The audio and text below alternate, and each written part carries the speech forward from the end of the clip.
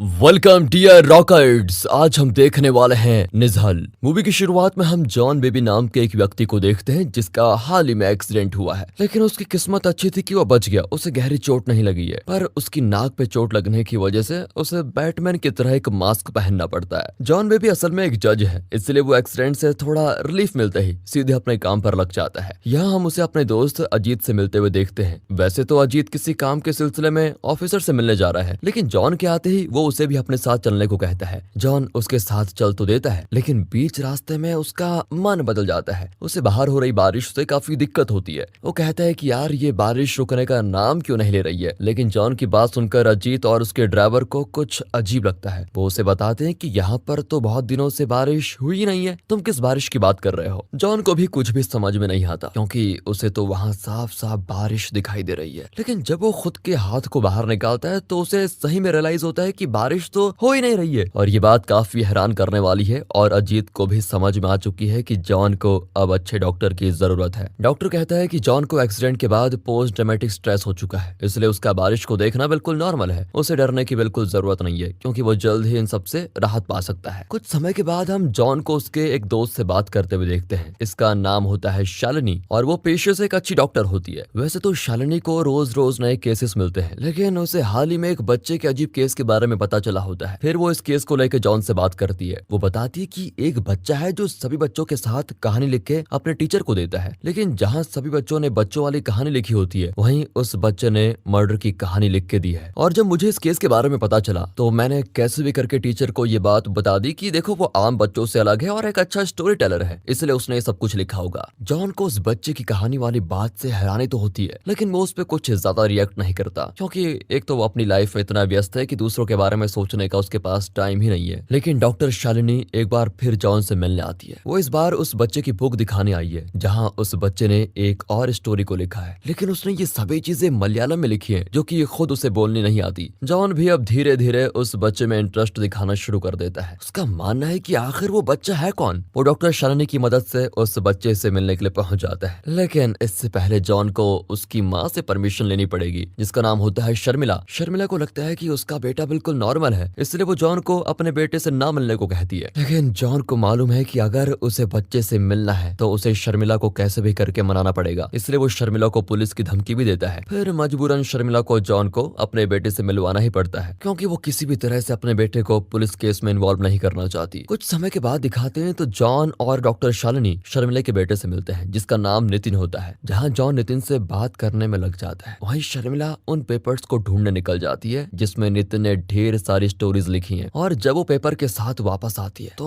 वो उस लेटर को जॉन के हवाले कर देती है। फिर जब रात होती है तो हम जॉन को देखते हैं, जो नितिन के लिखे हुए पेपर्स को पढ़ने लग जाता है। उसे समझने में देरी नहीं लगती कि नितिन ने ये सभी चीजें मलयालम भाषा में लिखी है, जिससे जॉन का पहला शक क्लियर हो जाता है कि डॉक्टर शालिनी ने जितने भी बात बताई है वो बिल्कुल सही है। अब जॉन ज्यादा देर न करते हुए उस पेपर में लिखी कहानी को पढ़ना शुरू करता है। उसे मालूम पड़ता है कि नितिन ने एक खरबट्टा के गाँव के बारे में लिखा है, जहाँ एक तालाब में एक आदमी को डुबोकर मार दिया गया था। अब जॉन को ये बात बड़ी हैरान कर देती है कि ये कैसे लिख पा रहा है उन सारी चीजों को। उसे पता है कि खरबट्टा गांव असल जिंदगी में भी एग्जिस्ट करता है, इसलिए वो बिना देरी किए उस गांव में पहुंच जाता है। वो सबसे पहले वहां के पुलिस थाने में कांटेक्ट करता है, जो उसे साथ में मिलकर उस गांव के एक तालाब के बारे में बता देते हैं। अब जैसे जैसे ये काम होता है, जॉन की हैरानी भी समय के साथ बढ़ती जाती है, और फिर उसको जल्द ही एक बड़ा झटका भी मिल जाता है। जब सर्च के दौरान तालाब से एक व्यक्ति की लाश मिलती है, उसकी मौत ठीक वैसे ही हुई थी जैसे नितिन ने अपनी कहानी में लिखा हुआ है। उसे समझ में आ गया है कि नितिन की कहानी असली घटनाओं को दर्शाती है, लेकिन वो ये सब कुछ कैसे कर सकता है, यही जॉन को अब मालूम करना है।